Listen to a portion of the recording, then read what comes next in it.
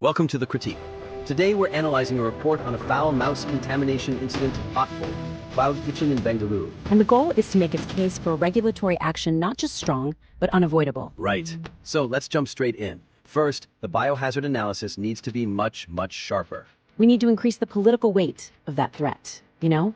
The report correctly calls it an acute biohazard, but then it kind of buffers the really severe threat, Hantavirus, with more common things like Salmonella or E. coli. And that structuring, it really risks minimizing the urgency, right? It almost makes it sound routine. It does. The key here is to front load the most lethal risk.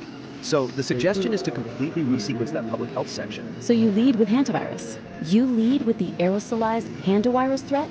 Establish the highest possible consequence biohazard immediately after the executive summary. Make it the opening shockwave. Exactly. You have to focus on the transmission. Emphasize that the virus becomes airborne when dry rodent droppings are disturbed.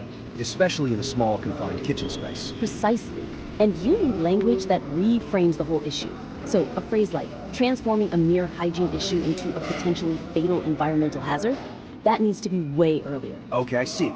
So the gravity of HPS exposure becomes the central, non-negotiable reason for shutting the place down. There has to be. That's a fantastic point, and it actually connects to the second issue, the analysis of Potful's brand narrative. Oh, this part is so sharp. It's great, all the promises of Potful of quality and the healthiest form of cooking. That creates a huge rhetorical target. A massive one. And the weakness is that the report doesn't make that target the central weapon. It just sort of notes the contrast. Exactly. It's treated as a point of contrast instead of what it really is, a systemic failure of consumer trust.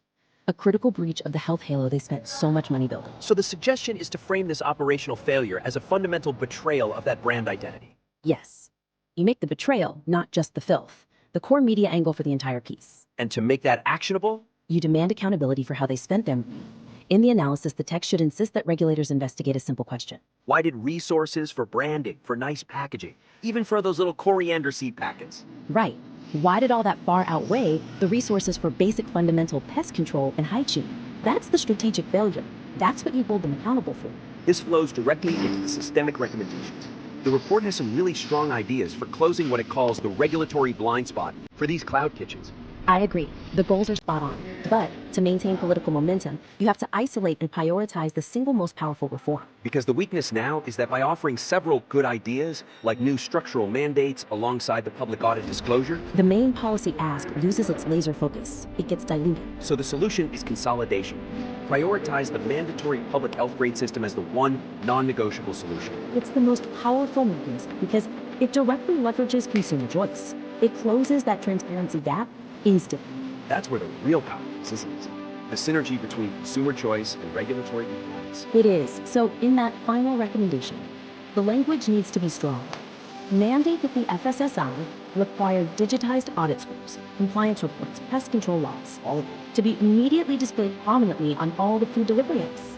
You have to make it explicit that this system turns every single consumer order into a tool for continuous compliance. So just to recap, we've identified 3 key opportunities to really amplify this report. Yeah.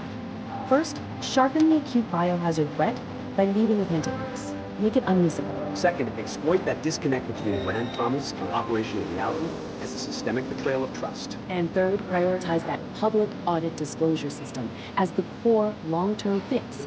Make it the one thing you're demanding. Implementing these steps will make your analysis not just factually sound, but rhetorically devastating and politically urgent. It really will.